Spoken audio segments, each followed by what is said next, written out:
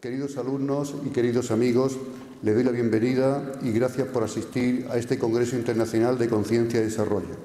En estos eventos siempre solemos decir que la Cátedra Conciencia y Desarrollo de la Universidad de Granada es una cátedra abierta y plural, abierta a todas las corrientes e interpretaciones de la conciencia y siempre que sean coherentes. La Universidad de Granada siempre es plural, siempre es abierta y, por tanto, desde ese punto de vista, todo lo que sea sensato, todo lo que sea coherente es bienvenido. No quiero dejar para el final nuestro agradecimiento a los patrocinadores y colaboradores en este congreso y, por supuesto, a las facultades que nos han ayudado pues, a la concesión de créditos a los alumnos. El objetivo que deseamos transmitir en este congreso es comprender al ser humano en un nuevo contexto, en un nuevo paradigma de la realidad, divulgar la capacidad del ser humano para percibir la realidad y reconocerse en ella. Esto es lo que llamamos consciencia, el conocimiento inmediato que tenemos de nosotros mismos, de nuestros actos y de nuestras reflexiones. Es decir, la capacidad de los humanos de verse y reconocerse a sí mismos, de jugar esta visión. Cuando impartimos un curso de conciencia, muchos alumnos me preguntan, ¿pero esto de la conciencia, profesor, qué es? Y a veces pues tengo que explicarles algo que es muy difícil, ¿no? Definir la conciencia es, para nosotros ya es muy fácil, pero en un principio no se transmite tan rápido. Por ejemplo, William Shakespeare en el año 1600 decía que la conciencia es la voz del alma. Para Emmanuel Swedenborg, científico, teólogo, místico, matemático, escritor, en el año 1750 decía que la conciencia es la presencia de Dios en el hombre. Y de otro punto de vista, para George Washington, decía que es esa chispita de fuego celeste. Para Gerardo Smelding y otra serie de escritores y pensadores, es la facultad que tiene el ser humano que le permite conocerse a sí mismo y comprender las leyes del universo y las leyes de la vida, campo acásico en el que todos estamos conectados. Bien, nuestro objetivo en la cátedra, como he dicho bastantes veces, en este nuevo contexto, en este nuevo paradigma de la realidad, es elevar los niveles de conciencia, reducir los niveles de sufrimiento y alcanzar la paz interior o la felicidad. Es un objetivo muy ambicioso, pero en eso estamos. Decía mi querido amigo Tomé Oliver que esta es una información espectacular que estaba prevista tal vez para dentro de 200 años, pero también me decía, esta información ya está aquí, ya está en las grandes empresas, en las grandes corporaciones, en las universidades americanas y, por supuesto, también de una forma más tímida aquí también en la Universidad de Granada. Tendrá sus detractores, eso está clarísimo, que lo habrá. Pero como economista tengo que decirles que la única manera de progresar sustancialmente en los problemas desafiantes de nuestro tiempo es que las empresas impulsen las soluciones, que también eleven el nivel de conciencia. Dentro de unos 30 años, parece ser, según dicen los economistas premios Nobel, que el paro en la humanidad puede llegar al 50% o incluso superar bastante este 50%. Hace unos 15 años, las 10 empresas más importantes del mundo, aproximadamente, no existían. Fíjense ustedes si está cambiando o va a cambiar la humanidad por los robots, los humanoides y, por supuesto, la sociedad va a ser muy diferente dentro de muy pocos años. En pocos años veremos cómo las profesiones que hoy conocemos, algunas muy rentables, van desapareciendo. Hace unos días, concretamente el jueves, el periódico El País publicó que en el año 2030, es decir, dentro de 12 años, el 30% de los empleos en España van a desaparecer. Eso lo publicó El País. Pero yo también, como economista, tengo que decirles que cada vez que ha habido una revolución científica, una revolución tecnológica, se han destruido muchísimos empleos, pero se han creado muchísimos más. No sé lo que ocurrirá porque estas predicciones son difíciles. En el año 2006-2007 decíamos que la economía española llegaría a los 6 millones de parados y llegó. Pero estas predicciones ya con los robots, con los humanoides, va a ser bastante difícil prever. Pero los economistas premios Nobel nos dicen esto. Por tanto, se avecina un cambio y una planificación de la sociedad que creo que vamos a mejorar. Pero siempre que ha habido una revolución científica, tecnológica, de la revolución industrial, se han destruido puestos de trabajo, pero se han generado muchísimos más. Los ejecutivos de las grandes corporaciones, de las grandes empresas, ya van más allá de la responsabilidad social corporativa. para llegar a un impacto social total en beneficio tanto de las empresas como de la sociedad en general. Durante décadas, la mayoría de las empresas han orientado sus estrategias hacia la maximización del retorno total de los accionistas, dejando para los gobiernos y para las ONG los desafíos sociales. Ahora, los líderes corporativos mundiales están reconsiderando el papel de las empresas de la sociedad. Y aquí tenemos varios ejemplos, como por ejemplo don Gonzalo Rodríguez Fraile. Deja sus empresas y se dedica a servir a la sociedad. El sector privado será fundamental en este nuevo paradigma de la realidad.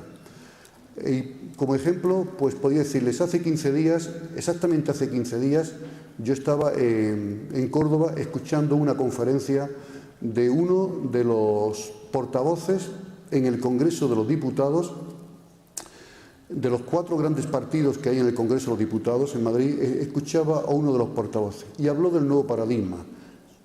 Muchos de los que estábamos allí, bueno, yo sí lo sabía gracias a que estoy dirigiendo esta cátedra, pues no entendía lo que estaba diciendo, este nuevo ejemplo, donde desaparecían tantas profesiones, donde el nuevo paradigma iba a entrar en la política y donde decía unas cosas que la gente no entendía. Yo, cuando terminó su conferencia, me acerqué, había políticos muy relevantes de España y de Andalucía, y le dije, enhorabuena por su conferencia, por plantear el nuevo paradigma.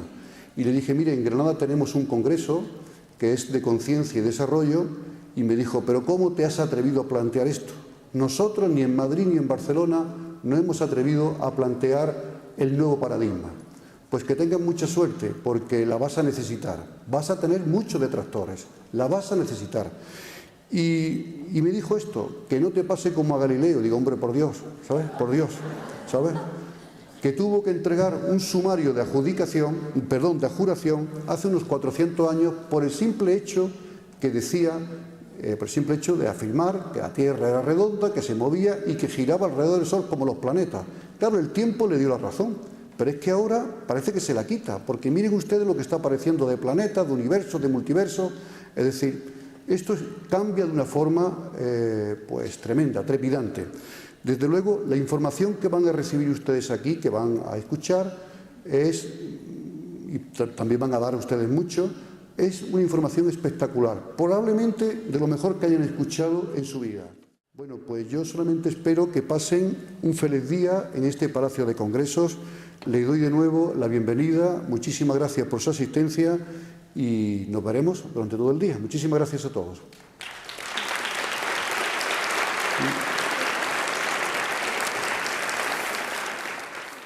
Vamos a empezar la primera ponencia de este congreso. Vamos a ver, como ha dicho el profesor González Blasco, la consciencia es el tema de investigación probablemente más importante de la ciencia hoy, ¿no? Y vamos a intentar explicar por qué. Hoy se están escribiendo libros en Estados Unidos, por ejemplo, con títulos El enigma cuántico, la física se da de bruces con la consciencia, el universo consciente, biocentrismo, en fin, es el punto más importante, en mi opinión, ¿no?, de la investigación científica hoy. Hasta hace unos años, bastantes años, la ciencia había dejado el estudio de la consciencia a otras disciplinas, ¿no?, como la filosofía o la teología o la psicología, porque es un tema con el que es muy difícil experimentar, ¿no?, y la ciencia empírica pues, va a tener graves problemas para poder hacerlo. Pero si hablamos de ciencia en el sentido más amplio de la palabra ciencia, ¿no?, entonces sí que podemos decir que la ciencia está estudiando la consciencia. El método, o sea, el significado más amplio de la palabra ciencia, ¿verdad?, es aplicar el método científico al estudio de algo que hoy por hoy todavía no se puede experimentar con ello. Entonces no podemos decir que la ciencia empírica, ¿verdad?, está estudiando la consciencia, pero sí podemos decir que la ciencia, en un sentido más amplio, está estudiando la consciencia. ¿Por qué? Bueno, pues voy a empezar esta conferencia leyéndoos unas frases de algunos de los científicos más famosos de los últimos años, donde hay varios premios Nobel, ¿no? Las voy a traducir del inglés y son estas. Por ejemplo, Max Planck: veo la consciencia como fundamental, veo la materia como derivada de la consciencia. André Linde, Stanford University: El estudio del universo y el estudio de la consciencia estará inseparablemente ligado. No se puede hacer progreso en uno sin hacer progreso en el otro, ¿vale? Henry Stapp: la unidad básica del universo no es sólo la característica básica de la experiencia mística, sino que es una de las revelaciones más importantes de la física moderna. Niels Bohr: me voy a los Vedantas y a los Upanishads para hacer preguntas científicas. Werner Heisenberg: la teoría cuántica no aparecerá ridícula a las personas que hayan leído los Vedantas. Erwin Schrödinger: la unidad y continuidad de los Vedantas están reflejadas en la unidad y continuidad de la física cuántica. Es todo consistente con el concepto espiritual de todo es uno. Y por último, Einstein, de hace ya muchos años: lo que hemos llamado equivocadamente materia no es nada más que la energía de lenta vibración que puede ser percibida por nuestros sentidos. Punto. No existe la materia. ¿Ok? Entonces, lo que nos estamos dando cuenta es que al menos todos nosotros, los que tenemos cierta edad, y yo creo que la mayor parte incluso de todos los jóvenes que están en esta sala, hemos sido educados en lo que yo llamaría el paradigma clásico de la realidad, ¿no? Y eso viene fundamentalmente de la física newtoniana, ¿no? Que era mecanicista y determinista y que veía el universo como una serie de objetos separados unos de otros y suspendidos en el espacio de alguna manera, sin gran relación entre ellos, ¿verdad? Pero, sin embargo, la nueva ciencia nos está diciendo que las cosas no son realmente así, ¿no? Y todo surgió por el estudio de las partículas elementales, ¿no? Del mundo de lo pequeñito, ¿no? Que de ninguna manera se comporta como se comportan los objetos, ¿no? Macros que nosotros vemos, ¿no? Y eso les causó a los físicos muchos problemas porque no podían entender lo que estaba pasando a esos niveles. Y por eso la física, y cuando hablo de la física pues incluyo también la astronomía, la cosmología, como ha dicho también el profesor Blasco, pues es la que tiene la fuerza de cambiar paradigmas, ¿no? Al cambiarnos, el tema de Galileo, por ejemplo, fue la primera vez que ocurrió en la historia de la humanidad, y yo creo que ahora está ocurriendo lo mismo por segunda vez en la historia de la humanidad, ¿vale? Lo que vamos a intentar en esta primera conferencia es explicar de una forma resumida y breve de qué se trata ese cambio de contexto, ¿no? Porque luego veremos rápidamente cómo eso puede afectar a nuestras vidas, ¿no? Y cambiar nuestros propósitos y nuestras ideas de nosotros mismos. Yo os pediría, a los que no hayáis escuchado esto nunca, que abráis una ventana en la mente. No aceptéis ni dejéis de aceptar nada de lo que aquí se vaya a decir. Por favor, no me creáis en absoluto. Esto es una cosa que tenéis que verificar vosotros para que tenga fuerza en vosotros. Pero abrir una ventana hipotética en la mente que diga, si lo que este hombre dice pudiera ser verdad, ¿verdad? ¿Qué me pasaría a mí, ¿no? ¿Cómo cambiaría mi vida? ¿Cómo vería las cosas de forma diferente? Y si eso es así, pues luego os queda un trabajo que es más sencillo, que es verificar que sea verdad, ¿no? Vamos a ver. El nuevo paradigma de la realidad, un poco lo que ha cambiado, es que nos está demostrando la existencia de la realidad espiritual, ¿vale? Y cuando pronuncio la palabra espiritual no lo estoy haciendo con connotaciones religiosas, ¿no? Porque una de las cosas que vamos a tener que hacer ahora es hasta inventar un nuevo lenguaje, porque nosotros teníamos un lenguaje que funcionaba muy bien con el paradigma antiguo, materialista, ¿no? Si yo pronuncio la palabra mesa, todo el mundo sabe lo que estoy diciendo. Podrá tener 3 patas o 4, podrá tener, no sé, ser más grande o más pequeña, pero todos sabemos lo que es una mesa. Pero si pronuncio la palabra alma, estoy seguro que vamos a tener 300 definiciones diferentes en esta sala de lo que cada uno piensa que es el alma, ¿no? Por lo tanto, creo que este nuevo contexto de la realidad, un paradigma es como el color de las gafas que usamos para ver el mundo, ¿no? Y este nuevo contexto de la realidad creo que nos va a obligar incluso a inventar de alguna manera un cierto nuevo lenguaje para poder entendernos bien y explicarlo bien. Pero vamos a ver. Toda la revolución empezó porque los investigadores de la física cuántica se dieron cuenta de que el electrón no es una bolita, ¿vale?, sino que es una onda de probabilidad que solo se colapsa en una bolita cuando alguien lo manda a colapsarse de alguna manera, ¿no? Entonces, A ese problema los investigadores le llamaron el enigma cuántico, ¿no? O sea, ¿quién puede hacer que exista la realidad material?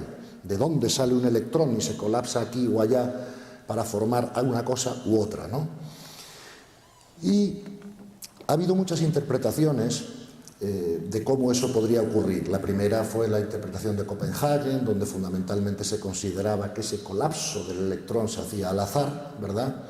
A eso ya contestó Einstein: no, Dios no juega los dados, ¿verdad?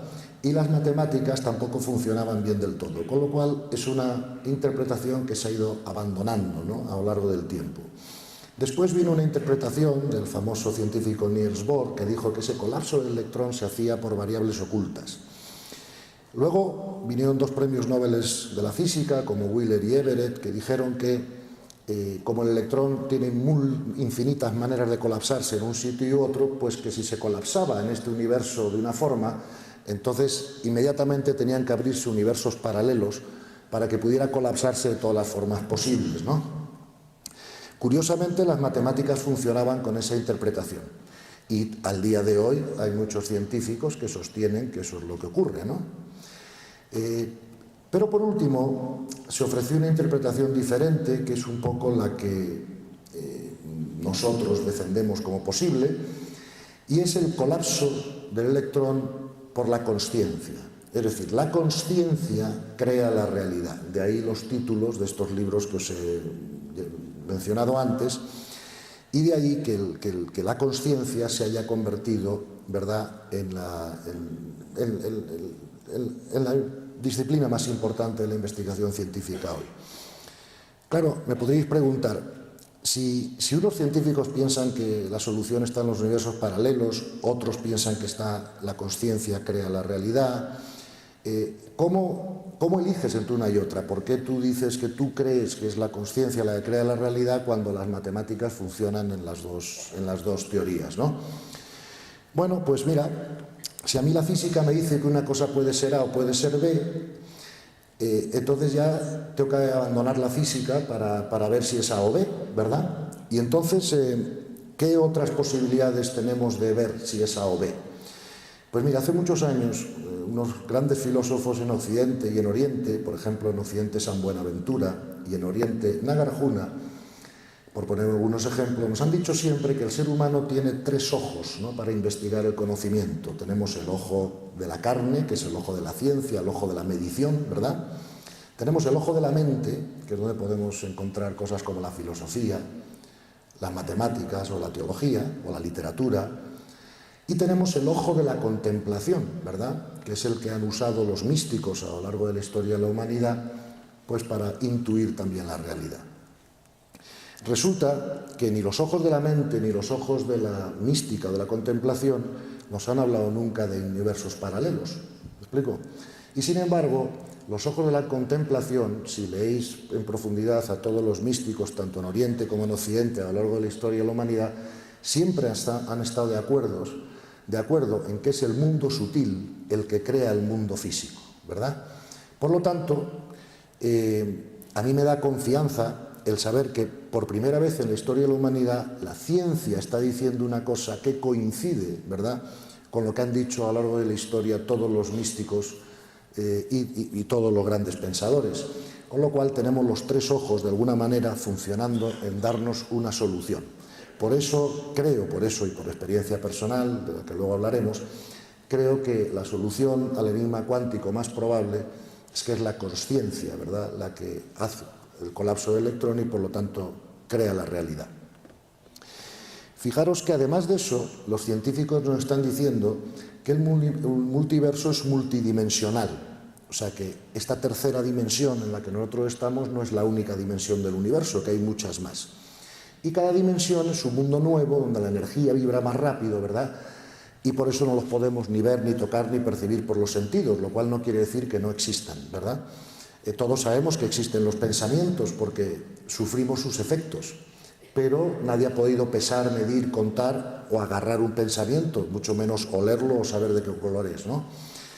Entonces, la teoría de las cuerdas, que es la teoría que está intentando integrar la física cuántica con la física clásica, afirma que necesitamos al menos 11 dimensiones en el universo, y en mi opinión son bastante más de 11, probablemente hasta 40, ¿no? Y otra cosa que nos está diciendo la física moderna es que todo lo que existe en el mundo material, el universo entero, vamos, está hecho de dos componentes básicamente: energía más información. Esta mesa es energía más información. Si esta mesa no tuviera información, tendería a desintegrarse, ¿verdad? A desorganizarse. Eso es la segunda ley de la termodinámica, el principio de la entropía. Por lo tanto, tenemos que darnos cuenta de que el 90% del peso del universo no es físico. Vivimos en un universo psicofísico, ¿vale? Todas las estrellas, planetas, cuásares, o sea, toda la materia que veis en el universo solo es el 10% del peso del universo. Mi pregunta es cuánto pensamiento y conciencia debe haber por ahí, porque cuántos pensamientos tengo que juntar yo para que pesen más que esta botella, ¿vale? Luego, esa idea que teníamos de que vivíamos en un universo físico hay que de alguna manera abandonarla porque no coincide con la realidad, ¿verdad? Entonces, el otro tema importante a destacar aquí de la nueva idea, ¿verdad?, del paradigma científico es este. Nosotros habíamos pensado siempre en una causación ascendente. Por ejemplo, la mayor parte de los médicos o de los investigadores pensaban que el cerebro de alguna manera creaba consciencia. No se sabe cómo, una serie de conexiones eléctricas, neuronales, podrían crear consciencia. Evidentemente nunca ha podido demostrarse que eso sea así, ni siquiera explicarse el mecanismo. Y el nuevo paradigma de la realidad lo que nos está diciendo es que la causación es descendente, no ascendente. O sea, el cerebro no crea la mente como hemos pensado hasta ahora. Más bien, la consciencia crea la mente y la mente crea el cerebro para poder expresarse. La causación siempre va de las dimensiones de más alta vibración a las más bajas, ¿verdad? Eso tiene un montón de implicaciones para nosotros, como ahora veremos, pero por ejemplo una inmediatamente fácil de explicar es: muchos psiquiatras y psicólogos están ahora planteando, por ejemplo, qué ocurre cuando una persona está deprimida, ¿no? Siempre habíamos pensado, bueno, pues se fastidia la química del cerebro de alguna manera y eso empieza a producir pensamientos circulares, obsesivos, etcétera, ¿no?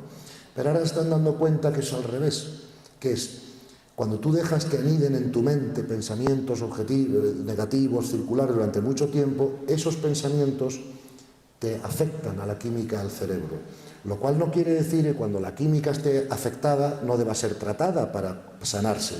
Pero sí quiere decir que si una persona deprimida pudiéramos por un embudo sacarle todos los pensamientos negativos que tiene y meterles por ese embudo, por ejemplo, los pensamientos de Gandhi o Teresa de Calcuta, esa depresión se curaría en minutos, porque la fuerza del contagio energético es mucho mayor y mucho más rápida que la química, ¿verdad?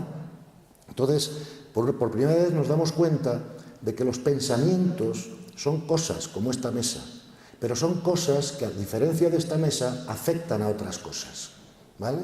Por lo tanto, los pensamientos pueden cambiar perfectamente la materia, ¿no?, de alguna manera. Entonces, ¿por qué es esto importante? Bueno, la última cosa que voy a decir, también en línea con lo que había dicho el profesor Blasco, es que, claro, Galileo pensaba que el sistema solar era prácticamente la totalidad del universo, ¿no? Pero ahora sabemos que en la Vía Láctea, que es nuestra galaxia, hay 200.000 millones de estrellas, calculan los astrónomos. Cada estrella tiene varios planetas alrededor. Se calcula que solo en la Vía Láctea hay 1 trillón de planetas como la Tierra. Y además han descubierto 200.000 millones de galaxias. Y además están diciendo los científicos que vivimos en un multiverso, ¿no?, en una infinidad de número de universos. Con lo cual, la mente no puede realmente, al menos la mía, darnos cuenta de qué es todo eso, ¿no? Y por lo tanto, tenemos que empezar a pensar sobre las cosas de manera diferente, ¿verdad? Hasta ahora he intentado explicar que hay un nuevo paradigma de la realidad, en mi opinión, que está siendo derivado, ¿no?, de la física y de otras muchas disciplinas del saber, que además están diciendo que el universo es uno, que está integrado, que tiene inteligencia y propósito, y que no se puede seguir estudiando de forma fragmentada como habíamos hecho hasta ahora, porque la realidad no es fragmentada, ¿no? En fin, hasta ahora esa es la visión nueva de la ciencia sobre la realidad cosmológica y la realidad de la tercera dimensión. Pero dicho eso, también están cambiando la idea, y esto es lo que creo que ya va a empezar a ser más interesante para nosotros, y disculpar que sé que los primeros minutos de la ponencia son un poco más aburridos porque tengo que poner el marco, ¿no?, en el que está pasando todo esto, pero ahora creo que se va a poner más interesante, ¿no? ¿En qué afecta todo esto al ser humano? Nos podemos preguntar, ¿no? Bueno, pues mira, de la misma manera que se han dado cuenta de que el universo es un lugar multidimensional, ¿verdad?, se han dado cuenta que el ser humano también es multidimensional. Y lo que están planteando hoy es que el ser humano no tiene un solo cuerpo, como hemos pensado toda la vida, sino que tenemos 4 cuerpos, ¿verdad? Tenemos el cuerpo físico, que todos podemos tocar, ¿verdad?, y ver. Luego tenemos un cuerpo emocional, que es donde sentimos las emociones. El cerebro no experimenta las emociones, lo experimenta el cuerpo emocional, lo compartimos con los animales. La segunda capa del cerebro, el mesencéfalo, lo que hace es regular esas emociones para que no tengamos varias a la vez, ¿verdad? Pero se experimenta en ese cuerpo emocional o cuerpo vital. Hasta ahí, por ejemplo, lo compartimos con un animal avanzado, como por ejemplo un perro que tiene cuerpo físico y tiene cuerpo emocional. Mi perro se pone contento cuando llego a casa. Si tuviera un cocodrilo de mascota, el cocodrilo no se pondría contento cuando llego a casa, porque no tiene cuerpo emocional, ¿verdad? Ahora bien, el ser humano, además del cuerpo físico y el cuerpo emocional, como todos sabemos, tiene un cuerpo mental, ¿vale?, que es donde tenemos la capacidad de razonar, de razonamiento abstracto, y eso ya sí que nos distingue de todos los animales. Pero lo que está quedando más claro cada vez en el mundo de la ciencia y de la física es que tenemos un cuarto cuerpo, y ese cuarto cuerpo lo llamamos el cuerpo espiritual. Históricamente se ha llamado el alma, ¿verdad? Y cada cuerpo tiene una mayor frecuencia vibratoria. Por eso los 3 últimos no los podemos ver ni tocar, porque vibran tan rápido la energía que no la podemos percibir por los sentidos, como decía Einstein antes. Pero el que no la podamos percibir por los sentidos no quiere decir que no existan, quiere decir que no los podemos percibir por los sentidos, ¿ok? Fijaros que ya hay libros escritos en Estados Unidos por científicos, no por personas dedicadas a la filosofía, ni a la religión, ni a la espiritualidad, sino por científicos que se titulan La física del alma, por ejemplo, ¿no? Entonces, esto ya está siendo investigado por la ciencia, como digo, y es importante que el ser humano comprenda esta situación. ¿Por qué? Porque fijaros, si hace un tiempo, ¿no?, yo hubiera... Es que prefiero estar con el micrófono, si no, no me vais a oír, pero bueno. Si hace 20 años le pregunta a alguien a mí, Gonzalo, ¿tú qué crees que es un ser humano? Yo hubiera contestado algo así como lo siguiente. Un ser humano es un animal, o sea, un cuerpo físico, que tiene capacidad de razonar. Y si yo hubiera tenido hace 20 años, que la tenía, fe religiosa, pues hubiera dicho, y además tiene un alma. Fijaros que incluso la filosofía cristiana y oriental decía, el ser humano es un complejo, o sea, está hecho, las partes constitutivas son cuerpo, mente y alma. Pero fíjate, decir eso con la información que tenemos hoy no basta, porque al decir cuerpo, mente y alma parece que estamos poniendo las 3 cosas al mismo nivel, ¿no? Pues como si fuera un compuesto de 3 partes. Pero sin embargo tenemos que darnos cuenta de que el cuerpo es más fundamental que la mente, pero es menos significativo. Es más fundamental porque si yo me tiro de un 4º piso y mato el cuerpo, mato también la mente. Luego la mente sin cuerpo no puede existir. Pero la mente es más significativa evolutivamente que el cuerpo porque la mente no la compartimos con los animales y el cuerpo sí. ¿Ve? Esa es la diferencia entre fundamental y significativo. El alma es más significativa que la mente. Y la nueva definición del ser humano, y esto es lo importante que tenemos que reflexionar, es que lo que están diciendo los investigadores es que es lo mismo que han dicho todos los místicos a lo largo de la historia de la humanidad, que el ser humano es un alma en evolución, ¿ok? El cuerpo físico lo vamos a tener durante 80 años si tenemos suerte, quizá 90 o más, o a lo mejor podemos tener un accidente a los 20 o de niños, pero el cuerpo físico va a durar lo que dura, que es poco, ¿vale? Y la personalidad, la mente, también va a durar poco. Cuando se muere el cuerpo físico, se muere la mente y la personalidad. Pero el alma va a continuar, ¿ok? Fijaros que hemos dicho que todo el universo está compuesto de dos componentes básicos, que son energía más información. Y entonces me podríais preguntar, oye, Gonzalo, ¿y cómo funciona la información en el ser humano? ¿Vale? A lo que yo os diría, pues mira, los investigadores están diciendo lo siguiente, están diciendo que tenemos 3 archivos de información, los seres humanos. Hay un archivo de información que va ligado al cuerpo físico, y ese archivo lo conocemos de sobra, se llama el archivo genético, es el que determina que en una vida somos hombre o mujer, o rubios o morenos, o altos o bajos, ¿bien? Y luego tenemos un segundo archivo de información que se llama el archivo de carácter y personalidad, que va ligado al cuerpo emocional y al cuerpo mental. Hasta ahí no hay ninguna novedad, todos los psicólogos han sabido esto, y esos 2 archivos tienen 2 características básicas. La primera es que son corruptibles. Yo, por ejemplo, si me bebo 5 botellas de whisky todos los días, puedo cargarme mi archivo genético. Y la segunda característica de estos archivos es que se disuelven con la muerte física. Cuando pasamos por la muerte física, nuestro cuerpo físico y nuestro cuerpo mental o de personalidad se diluye y nunca más existe en el universo. Pero tenemos un tercer archivo de información que va ligado al alma, y los investigadores lo llaman el archivo de consciencia, ¿verdad?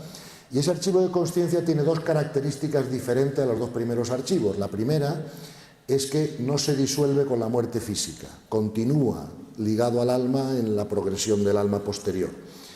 Y la segunda característica de este archivo es que no puede grabar nada que no sea verdad, no es corruptible, no nos lo podemos cargar aunque queramos.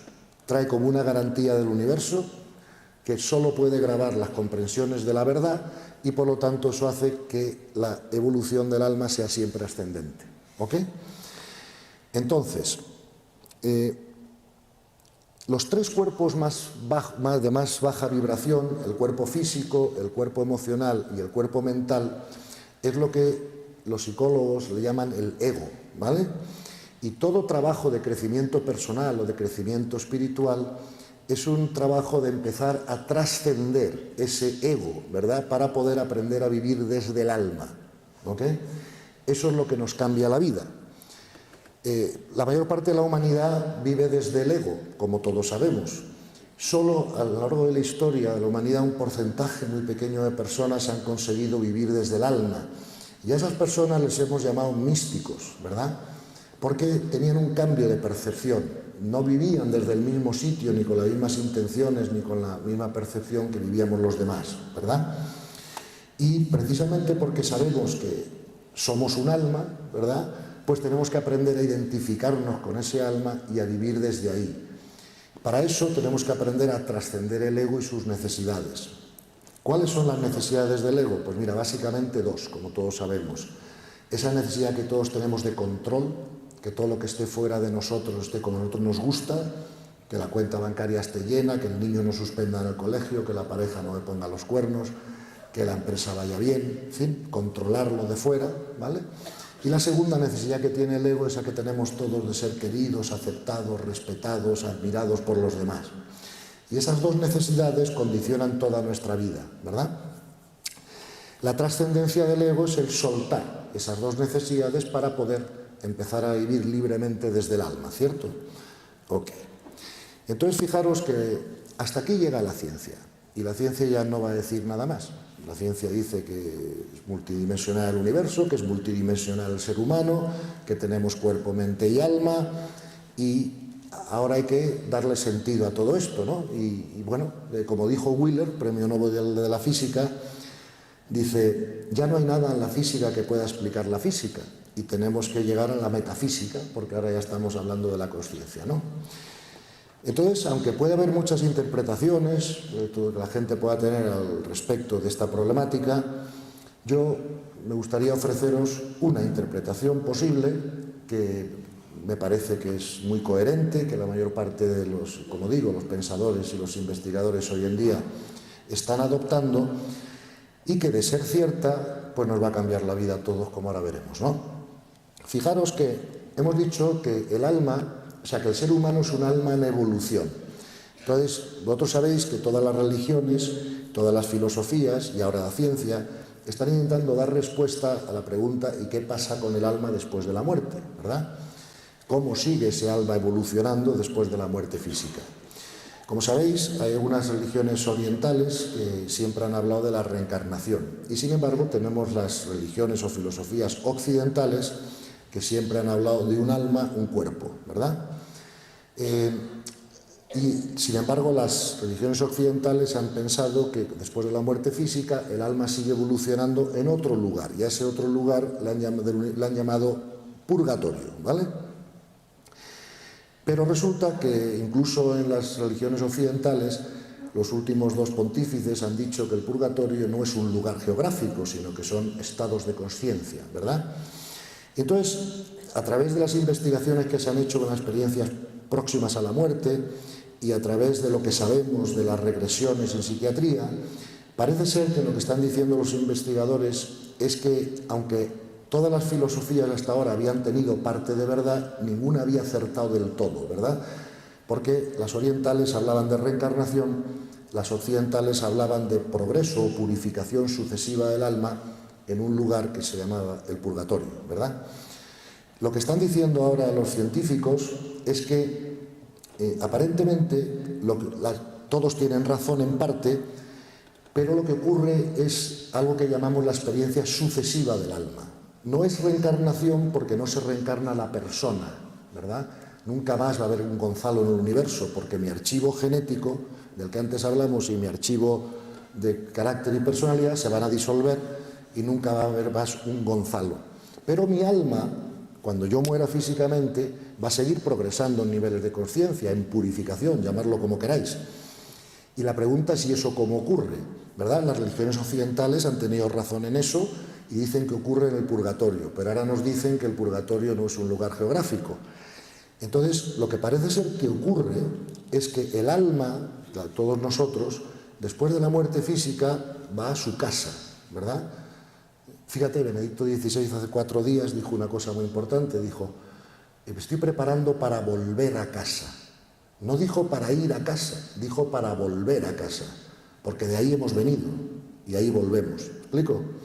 Entonces, aparentemente lo que ocurre es que el alma tiene su lugar de existencia en el universo, que están especulando que es la 10ª dimensión, porque es donde empiezan las dimensiones de la conciencia y terminan las dimensiones mentales, y de vez en cuando el alma viene a los mundos físicos a hacer unos cursos de crecimiento, de aprendizaje, ¿ok? Y entonces, la visión, ¿verdad?, que está surgiendo es que los planetas físicos, de los que hay trillones en el universo, son escuelas de almas, ¿ok? Aquí vienen las almas a encarnarse en cuerpos físicos, con carácter, con personalidad, para ir subiendo de nivel de consciencia, ¿ok? Y entonces, si estos planetas físicos son escuelas de almas, la pregunta que me podéis hacer es, oye Gonzalo, ¿y cuáles son las asignaturas que el alma tiene que aprender? Porque si yo, por ejemplo, estudio la carrera de económicas, el profesor Blasco me dirá, tú tienes que aprender macroeconomía, microeconomía, en fin, todas las asignaturas de la carrera de económicas para poder graduarme. Entonces, ¿cuáles son las asignaturas del alma? Y dicen los expertos que las asignaturas del alma son los niveles de consciencia, ¿vale? Y entonces, ¿qué es un nivel de consciencia? Un nivel de consciencia es como un campo atractor, como un campo energético, casi, que determina toda nuestra vida y que nos pone los límites por arriba y por abajo. Hombre, todos sabemos que hay mucha diferencia, ¿no?, entre personas como Al Capone o Pablo Escobar y personas como Teresa de Calcuta o Gandhi, ¿no? Y la pregunta es ¿por qué? ¿De dónde viene esa diferencia, ¿no? Y, claro, esa diferencia viene del aprendizaje del alma, porque daros cuenta que hasta ahora nosotros habíamos fusionado dos cosas que si no se diferencian no se pueden integrar. Por ejemplo, todas las facultades de la mente, perdón, del alma se la habíamos dado a la mente. Como el alma no tenía una existencia real para nosotros, a no ser que tuviéramos una gran fe religiosa, la ciencia ni lo había estudiado. Y entonces todas las facultades que tiene el alma se la habíamos dado a la mente porque era el único sitio donde se la podíamos dar, ¿vale? Habíamos fusionado alma y mente. Pero ahora sabemos que el alma tiene 3 facultades que no tiene la mente, ¿vale? La primera es la capacidad de ver esencia. La mente solo ve apariencia, por apariencia muy sofisticada si quieres, pero apariencia. La intuición, la capacidad contemplativa, son dos cosas que están en el alma y no en la mente. La mente es más bien como un ordenador, donde tenemos un hardware, que es el cerebro, y tenemos un software, que son los programas de pensamiento que captamos o que utilizamos, ¿verdad? Que dependen a su vez de nuestro nivel de conciencia, como ahora veremos. No es lo mismo lo que va pensando en el coche Teresa de Calcuta que Pablo Escobar, para nada, ¿vale? Entonces, la capacidad de esencia está en el alma, la capacidad de libertad está en el alma, ¿ok? Y la capacidad de intención está en el alma y no en la mente. La gran diferencia entre Teresa de Calcuta y Al Capone no es tanto la mente, es la intención, qué quieren hacer en la vida y por qué, ¿no? Entonces, otra cosa que habíamos fusionado y que no nos dejaba gestionarnos bien es que habíamos fusionado las emociones con los sentimientos. Entonces, incluso si le pregunto a psicólogos preparados y tal, ¿me puedes explicar qué diferencia hay entre una emoción y un sentimiento? Poca gente puede explicarlo, pero claro, si no lo comprendemos no podemos sanarlo, ¿verdad? Porque no sabemos a dónde dirigirnos. Entonces, fijaros, las emociones tienen que ver con el cuerpo instintivo y las compartimos con los animales, se originan en el cuerpo instintivo. Por lo tanto, con las emociones solo podemos hacer tres cosas, que es suprimirlas, reprimirlas, pero entonces sabemos que desomatizan. Como eso pasaba, los psicólogos empezaron a decir, bueno, pues entonces exprésalas. Pero claro, si las expresamos nos cargamos las relaciones. Por lo tanto, la tercera cosa que se puede hacer con las emociones, y que es lo que más conviene hacer, creo yo, es ni reprimirlas ni expresarlas, sino soltarlas, ¿ok? Sin embargo, los sentimientos no tienen nada que ver con las emociones. O sea, los sentimientos son un producto del campo mental. Por eso se llaman sentimentales. O sea, mi perro tiene emociones, pero no tiene sentimientos. No los puede tener porque no razona, ¿okay? Los sentimientos son producto de nuestro pensamiento. Os pongo un ejemplo tonto. Algunos de vosotros habéis venido a este congreso porque os creíais que os podía interesar la temática y seguro que habéis hecho un esfuerzo en venir, habéis dejado hacer cosas el sábado que podíais hacer, y etcétera. Pero imagínate que venís aquí y aquí no hay nadie, no están los ponentes, no hay nadie, ¿vale? Oye, vais a pensar, estos son unos irresponsables, han citado unas personas en Granada, han montado un congreso, aquí no aparece nadie. Si pensáis de esa manera, ¿cómo os vais a sentir? Mal, ¿no? Ahora bien, ante el mismo hecho, que es que aquí no hay nadie, ¿verdad? Podéis venir y pensar de otra manera si queréis. Podéis pensar, hombre, pues más o menos son gente seria. Mira, aquí está el decano, el profesor, el catedrático, el ministro de Cultura, yo mismo que no soy tan serio, etcétera, quien sea, ¿no? Y si no están, pues algo habrá pasado de fuerza mayor. Lo mismo venían en un coche o en un avión y han tenido un accidente, lo que sea. Si pensáis de la segunda manera, os vais a sentir mejor que si pensáis de la primera. Pero el hecho es el mismo, el hecho no ha variado, es que no estamos, ¿vale? Con lo cual vemos rápidamente cómo nuestros sentimientos dependen de nuestra manera de pensar. Y si queremos sanar los sentimientos, tenemos que aprender a pensar diferente, ¿verdad?, sobre los eventos, personas o situaciones que nos provocan esos sentimientos, ¿ok? Por lo tanto, podemos sanar nuestros sentimientos con nuestro pensamiento, pero las emociones, como son del cuerpo instintivo, hay que sanarlas de otra manera, que es fundamentalmente soltándolas, ¿vale? Bien. Entonces, habíamos dicho que las asignaturas que el alma tiene que aprobar aquí, ¿no?, en el Colegio de la Tierra, son los niveles de conciencia. Y por explicarlos de una manera muy básica, ¿no?, los niveles de conciencia, esto es 1 metro, pero también son 100 centímetros y también son 1000 milímetros. Por lo tanto, yo puedo dar una explicación mucho más sutil, ¿no?, de cada centímetro, o puedo ir de metro en metro. Vamos a mirar los niveles de conciencia de metro en metro un momento, ¿vale? Dicen los expertos que en la Tierra conviven 3 niveles de conciencia siempre. Es como está hecho el colegio. De la misma manera que un colegio normal de la Tierra hay niños de párvulos, de bachillerato medio, ¿no?, y de COU, que conviven todos en un edificio, aunque cada uno está aprendiendo cosas diferentes, ¿verdad? Porque claro, si le enseño álgebra a un niño de párvulos, frustro al niño y me frustro yo. Tengo que esperar a que sea un poquito mayor para que pueda aprender álgebra, ¿no? Entonces, con los niveles de conciencia pasa lo mismo. Y en la Tierra, dicen los expertos, que serán 3 niveles de conciencia. El nivel 1 ya no se da. Se dio hace años, pero ya no se da. Era el nivel donde los bárbaros entraban en los poblados y mataban a los niños, se comían a la gente, o sea, no había la más mínima sensibilidad por, digamos, por el sentimiento de otro, ¿no? Y eso ya no se da en la Tierra. Dicen que el nivel más bajo que se da es el nivel 2. Y el nivel 2 tiene 3 características básicas. Los gobiernos son dictaduras, no genera tecnología, la compran y la usan, pero no la generan, y los conflictos se resuelven por la violencia física. ¿Okay? Al Capone, por ejemplo, o Pablo Escobar, si tiene un problema contigo, no te pone una demanda judicial, como todos hemos visto, te manda a matar. ¿Okay? Entonces, en el nivel 2 está el 25% de la población, y son los que crean todos los líos, los follones en la sociedad. Cada vez que ponemos las noticias, pues hay 10 minutos dedicados a esa franja de conciencia, porque alguien ha matado a alguien, o ha robado no sé qué, o ha habido violencia doméstica, o terrorismo, o lo que sea. ¿Quiénes son los del nivel 2?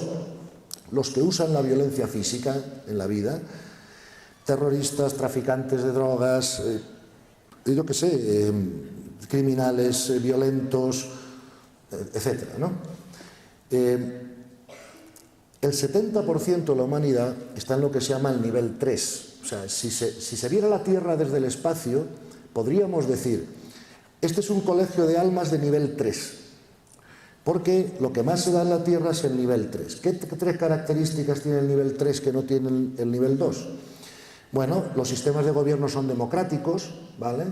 No es lo mismo ir, por ejemplo, a Londres o a Estados Unidos o a España, ¿no?, que ir a los países que están gobernados todavía hoy por dictaduras. Sí se genera mucha tecnología en el nivel 3, o sea, no es lo mismo ir a Londres que a Sudán, ¿verdad?, porque vamos a ver edificios de todo. Y la resolución de los conflictos en el nivel 3 se hace por la violencia verbal y mental, pero no por la física. O sea, en el Parlamento español, pues a lo mejor Rajoy y Pablo Iglesias se insultan, se descalifican, se lo que sea, pero no se pegan. Ya vuelven a casa con su físico intacto, cosa que no pasa en otros parlamentos que hemos visto por televisión, donde se lían a puñetazos y se tiran sillas y lo que sea, ¿no? Entonces, el nivel de conciencia, la existencia de los niveles de conciencia puede ser, en mi opinión, uno de los descubrimientos más importantes en la historia de la humanidad. Porque, como decía el profesor Blasco, los niveles de conciencia nos permiten comprender las causas primarias de todos los problemas humanos.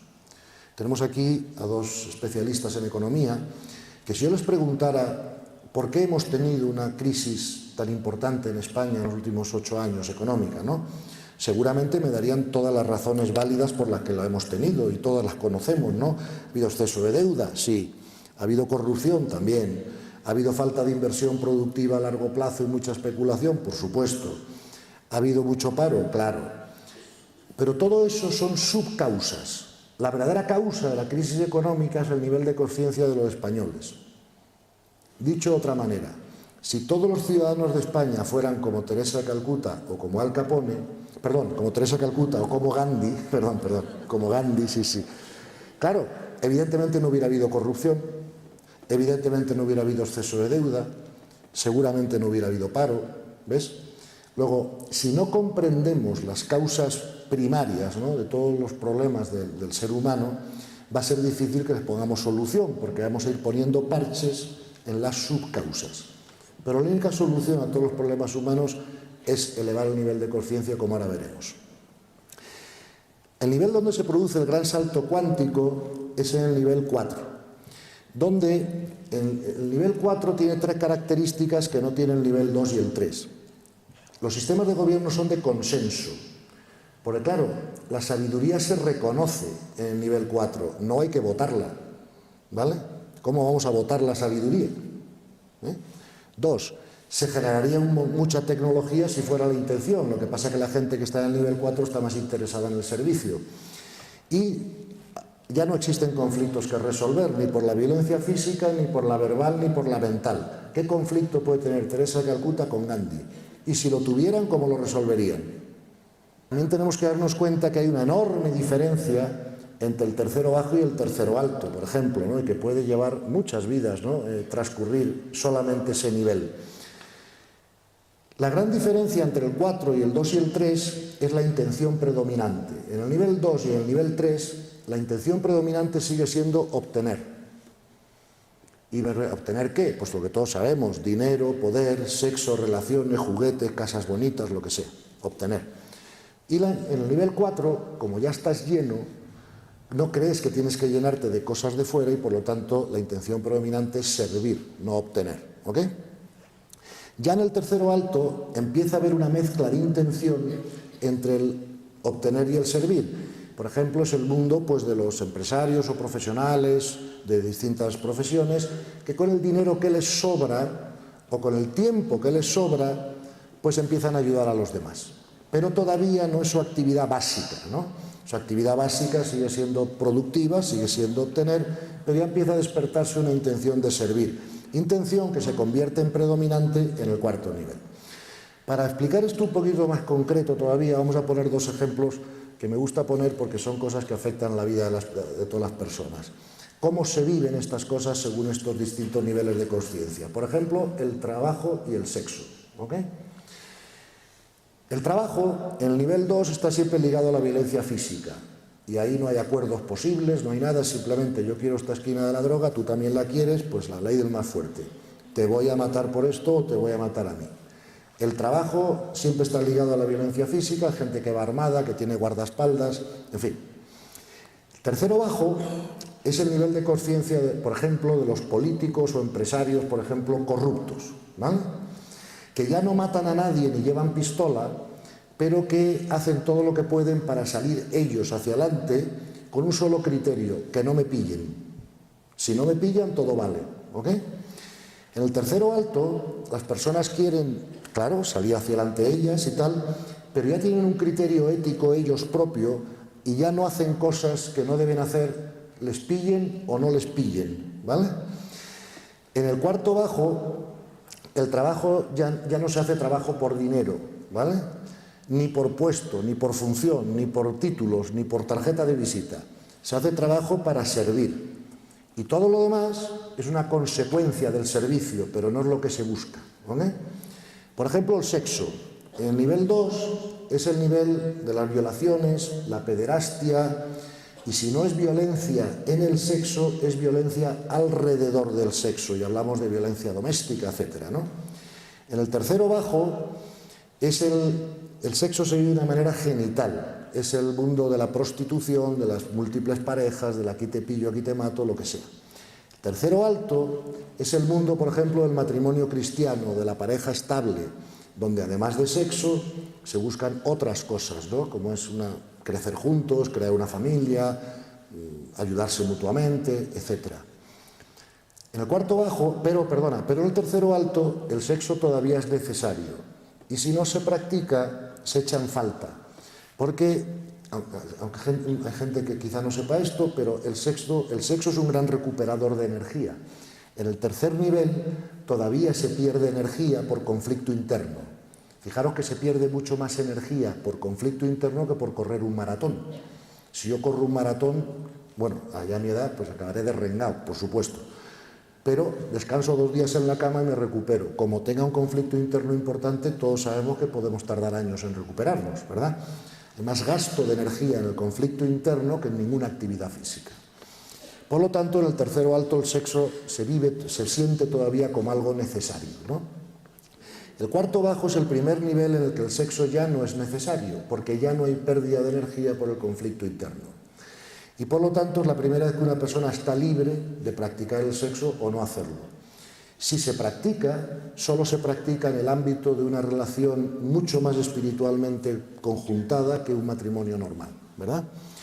En el cuarto alto ya nadie practica el sexo porque nadie en su sano juicio se baja de una experiencia mística para tener sexo, ¿no? Con lo cual, como veis, cualquier tema de nuestra vida, sea el trabajo, sean las relaciones humanas, sean las relaciones sexuales, sea todo, depende de nuestro nivel de consciencia, ¿ok? Y el nivel de consciencia determina nuestras posibilidades por encima y por abajo. Por ejemplo, yo ya no puedo matar gente, no se me ocurre, o sea, no entra en mi cabeza coger una pistola y pegarle un tiro a nadie. Pero por desgracia para mí, todavía no puedo hacer lo que haría Teresa de Calcuta, porque estoy seguro que si fuera ahí y estuviera así, me agotaría, no sé si me explico, ¿no? Bueno, puedo dar conferencias, puedo hacer otras cosas, Pero, ¿ves? El nivel de conciencia nos limita nuestras posibilidades de actuación, de pensamiento, de intención, por arriba y por abajo.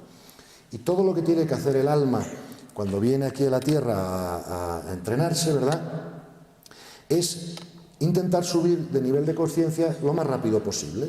Nadie nos prohíbe, ¿verdad?, hacer 2 cursos en uno. Yo lo hice de joven. Recuerdo que estaba en el colegio, siempre lo cuento en las conferencias, y me aburría ya, ¿no? Además mi colegio era solo de chicos y en la universidad podía ir chicos y chicas y me apetecía más, podía conducir y yo quise ir a la universidad lo antes posible. Como tenía el mapa delante muy clarito, ¿no?, tenía que aprobar COU para ir a la universidad, pues me hice el esfuerzo en verano de hacer un curso en verano. Si no hubiera tenido el mapa delante claro, si yo no hubiera sabido que tengo que aprobar COU antes de llegar a la universidad, pues con toda seguridad ese verano no hubiera hecho ese esfuerzo, me hubiera ido a la playa con el resto de mis amigos, ¿no? Fíjate, los niveles de conciencia nos dan por primera vez en la historia de la humanidad, en mi opinión, un ejemplo muy claro, un mapa muy clarito, ¿no?, de cuáles son el progreso espiritual al que estamos llamados, ¿verdad? Y por lo tanto, pues tenemos que ponernos a ello, porque prisa no hay, el universo nos va a dar todo el tiempo que queramos a cada uno, pero el precio que pagamos, como ahora veremos, por el crecimiento es el sufrimiento. Como nadie queremos sufrir, cuanto más rápido vayamos subiendo el nivel de conciencia, menos sufriremos, como ahora veremos también. Entonces, la siguiente, a ver, aquí. Esto ahí va, un momentito, esto tiende a pasarse automático, aquí. Esto ya es un cuadro de nivel de conciencia, ya no de metro en metro, sino un poquito más detallado. Es de otro autor, y aquí veis el nivel llamado a la izquierda, como lo llaman al nivel, a la derecha veis escala, ¿verdad? Escala significa la frecuencia vibratoria de la energía de ese nivel. Acordaros que al principio de la conferencia os había leído una frase de Einstein que decía que no existe la materia, que lo dijo Tesla también, lo han dicho muchos científicos, o sea, que todo lo que existe en el universo es energía informada. Y por lo tanto, así como la materia yo la puedo medir por el peso, la densidad o el tamaño, yo la energía solo la puedo medir por la frecuencia vibratoria, los ciclos, por famosos ciclos por segundo, ¿verdad?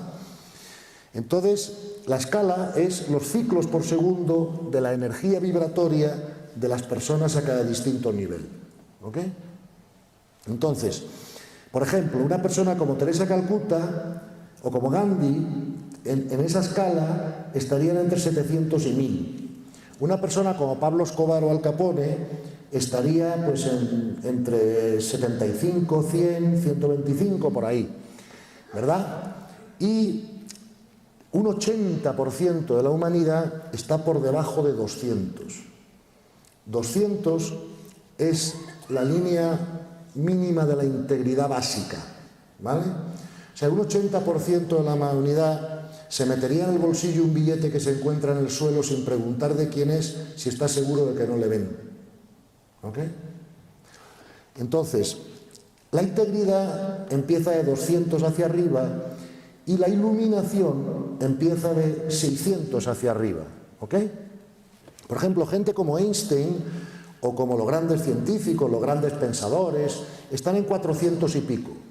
Es gente que ya han dominado bien la mente, ¿verdad?, que viven su vida a través de la razón, pero que todavía no se han abierto al amor. ¿Ok? La gente que ya se abre al amor empieza a subir a los niveles de conciencia en verde, ¿verdad? Ahí puedes ver, pues hay mucha gente histórica en esos niveles, y la gente que ya se ha abierto al amor y además tiene una iluminación, por así decirlo, los que hemos siempre llamado místicos, esos están entre 700 y 100, porque también tenemos que comprender que el ser místico no es un evento, sino un proceso. Hay grados de misticismo, igual que hay grados de todo lo demás, y no es lo mismo un místico que otro, ¿verdad? Aunque ya ser místico, aunque sea de grado 1, es fabuloso. Pero hay de grado 2, de grado 3 y de grado 4, por decir algo, ¿no? Y puedo poneros ejemplos en concreto de personas históricas en cada uno de esos distintos grados del misticismo. Ok. Fíjate que la emoción predominante de cada nivel, ahí la veis, y veis también cómo se ve el mundo desde cada nivel, ¿ves? Por ejemplo, una persona de nivel 100, el nivel se llama miedo, ¿verdad? Su emoción predominante es ansiedad, porque claro, el miedo produce ansiedad, y su visión del mundo es que el mundo es un sitio aterrador. Mientras que un místico te diría que el mundo es perfecto, como ahora veremos. Perfecto para la evolución de las almas, no para lo que al ego le apetece, pero perfecto para su función. No sé si me explico. Pero claro, para poder ver eso, tienes que ser místico, si no, no lo ves porque te quedas a nivel de ego y dices, joder, ¿cómo puede ser perfecto todo esto que está pasando? ¿Me explico, no? Bien. Os pongo una diapositiva rápida, no me quiero detener mucho, simplemente para que también veáis un poco cómo varía todo según los niveles de conciencia, ¿no? Por ejemplo, de 0 a 200 el contenido de la mente es lineal. La mente solo piensa en términos de literal concreto. La mente es materialista. Se piensa en causa y efecto. Nuestra vida es mundana. Predomina el hemisferio izquierdo. En fin, no quiero daros más la lata porque se puede leer bien. Fíjate cómo empieza a cambiar absolutamente todo según cambia nuestro nivel de conciencia, ¿no? Estos gráficos están todos en el libro, o sea que está a vuestra disposición cuando queráis, ¿vale? Vamos a ver. Otra cosa importante es que han hecho estudios de cuál es la relación entre los niveles de conciencia y la felicidad. Y se han dado cuenta que la felicidad de cada persona depende fundamentalmente de su nivel de conciencia. No depende para nada de cómo es tu vida en el exterior, no depende si tienes más o menos dinero, recursos o éxitos, sino más bien depende de cómo interpretas la vida y te relacionas con la vida. Y eso depende del nivel de conciencia. Fijaros que en los niveles más altos la gente está feliz un 100% del tiempo. 96, 99, 100%, dependiendo de los niveles. Y en los niveles más bajos la gente no está feliz casi nunca. Y las personas del tercer nivel de conciencia, ¿verdad?, donde está el 70% de la humanidad, pues se mueven unos rangos de entre el 50, el 70, el 60, por ahí. Y eso lo sabemos todos. A veces somos felices cuando las cosas de fuera nos sonríen y quizá un poco menos felices cuando las cosas de fuera se complican, ¿vale? Fijaros que el nivel de conciencia, por determina hasta el funcionamiento del cerebro.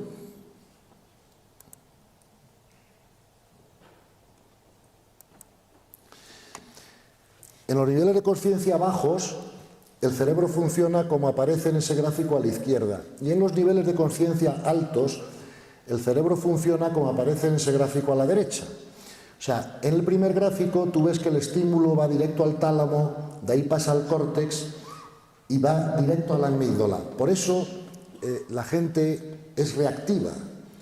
Esto lo podemos comprobar. Estoy seguro que si salimos ahora mismo a la calle y a todos los coches que pasan le enseñamos el dedo, ¿cuántos creéis que nos van a reaccionar? Siempre que hago esta pregunta en todas las salas me suelen decir, caray Gonzalo, el 90% más o menos. Y tienen razón, si hacemos experimento verás que 9 de cada 10 te reaccionan, ¿no? Te dicen algo a cambio. Ahora, imaginaros que la que viene conduciendo el coche es Teresa de Calcuta o Gandhi. Y cuando pasa el coche le enseñamos el dedo. ¿Vosotros creéis que ellos nos van a reaccionar? Y todos dicen, no, hombre, no, claro, ellos no. Y digo, ¡ay, si lo sabemos todos! Si esto no es nuevo, ¿no? Simplemente esto lo único que hace es ordenarnos un poco lo que ya sabíamos, ¿no? Con datos científicos más precisos. Eso es todo, ¿no? Bien, entonces, con esta... O sea, lo que tenemos que darnos cuenta con esto es lo siguiente, ¿no? Si yo os hago una pregunta, que sería esta. Si mañana os toca a cualquiera de vosotros 200 millones de euros a la lotería, ¿se lo vais a dejar manejar a un ignorante o vais a intentar buscar el mejor gestor posible que os ayude a invertir bien los recursos y tal? Y la gente siempre me contesta que, Gonzalo, buscaremos el mejor gestor, por supuesto, no se lo vamos a dejar a un ignorante, ¿no? Y digo, claro. Y les digo, oye, ¿y si os ponéis enfermos un día? Tenéis una enfermedad, ¿vais a ir a que os diagnostique un ignorante o vais a buscar al mejor médico posible? Y todos me dicen, hombre, voy a ir al mejor médico posible. Y digo, claro, o sea que lo que me estás diciendo es que recursos tuyos importantes como el dinero o los recursos económicos y la salud no estamos dispuestos a dejarlos nunca en manos de ignorantes, ¿verdad que no? Y ahora os hago otra pregunta. ¿Para qué nos sirve el dinero y la salud si no es para estar más felices y tener más paz? Para poco más, ¿no? Entonces tenemos que concluir que nuestra felicidad y nuestra paz es un activo más importante para nosotros, ¿verdad?, que incluso la salud y el dinero. Yo he visto gente con mucho dinero por mi profesión que no era nada feliz, y he visto gente con muy poco dinero que era muy feliz. Luego ya me di cuenta rápido que el dinero no decidía eso, ¿vale? También he visto gente enferma muy feliz y gente sana muy desgraciada, con lo cual también me di cuenta que la salud tampoco era determinante. Luego, fijaros que si no dejamos nuestro dinero y nuestra salud en manos de ignorantes, ¿por qué estamos dispuestos a dejar nuestra felicidad y nuestra paz en manos de ignorantes? Cada vez que alguien nos confronta, nos insulta, nos descalifica, perdemos la paz, perdemos la felicidad. Claro, eso Teresa de Calcuta o Gandhi no harían eso con nadie. Luego, si alguien lo hace contigo es porque ese que lo está haciendo también es un ignorante, ¿no? Luego, entonces, ¿cómo vamos a dejar nuestra felicidad y nuestra paz en manos de ignorantes cuando no dejamos nuestro dinero, nuestra salud ni ningún otro recurso nuestro en manos de ignorantes? Esa es la pregunta que todos tenemos que responder. La respuesta es que solo podemos hacerlo cuando el nivel de conciencia es alto, porque aunque nos propusiéramos no reaccionar ante el estímulo de un ignorante, si nuestro nivel de conciencia es bajo no somos capaces de hacerlo, porque el cerebro no nos deja este funcionamiento de la derecha. ¿Ok? Bien, entonces, comprendido los niveles de conciencia, tenemos que introducir otro concepto importante en esto, ¿no? Vamos a ver. Si la conciencia colapsa el electrón y la conciencia, ya dijo Einstein y mucha gente, ¿no?, que eso no es al azar, entonces tenemos que preguntarnos qué intención o con qué propósito puede estar la conciencia creando las cosas, ¿verdad? Otra vez más, la ciencia no nos va a dar una respuesta a eso. La ciencia no sabe de intenciones ni de propósitos, la ciencia estudia realidades. Pero una vez que con la ciencia nos ha dicho que lo más probable es que la conciencia colapsa el electrón, entonces nosotros sí que tenemos que preguntarnos cómo lo hace, por qué lo hace, con qué intención, ¿no? Entonces, se sabe desde hace mucho tiempo, hace miles de años que esto ya viene escrito en los Vedas, en los Vedantas, en el Kybalión, muchos filósofos han hablado de ello, Plotino, Teilhard de Chardin, muchísimos, ¿no? Vamos a ver, cuando la conciencia colapsa el electrón, lo hace siguiendo unas leyes, ¿vale? Porque ya dijo Einstein que no lo hacía al azar, ¿ok? Y esas leyes no pueden tener, creo yo, otro sentido que pedagógico, ¿no? Si esto es una escuela de almas y la conciencia colapsa la realidad, pues lo hace con una intención de pedagogía para las almas, no para los egos, para las almas, ¿vale? El universo, lo que le pase a un cuerpo físico, le importa bastante poco. Yo me he comprado esta camisa y mañana me la quemo sin querer, pues no pasa nada, me la cambio por otra y sigo siendo el mismo, ¿no? Mientras la tengo, la voy a cuidar y la voy a valorar porque es un bien del universo que estoy administrando, ¿verdad? Pero no tiene más valor que eso, ¿eh? Entonces, la conciencia colapsa el electrón siguiendo unas leyes. Esas leyes se llaman las leyes universales. Y no me estoy refiriendo a leyes de la física, como la gravedad, por ejemplo, porque la gravedad existe aquí, pero no existe en el espacio. Mientras que estas leyes universales de las que hablo existen en todos los sitios del universo, sin excepción ninguna, ¿verdad? Y son las leyes que rigen, ¿verdad?, la creación de la realidad física, ¿verdad?, por parte de la conciencia. Están muy descritas en el libro para que podáis ver con detalle. No me quiero entretener mucho en su explicación porque no tenemos tiempo para todo, pero esas leyes podemos decir que son 7 leyes, ¿verdad?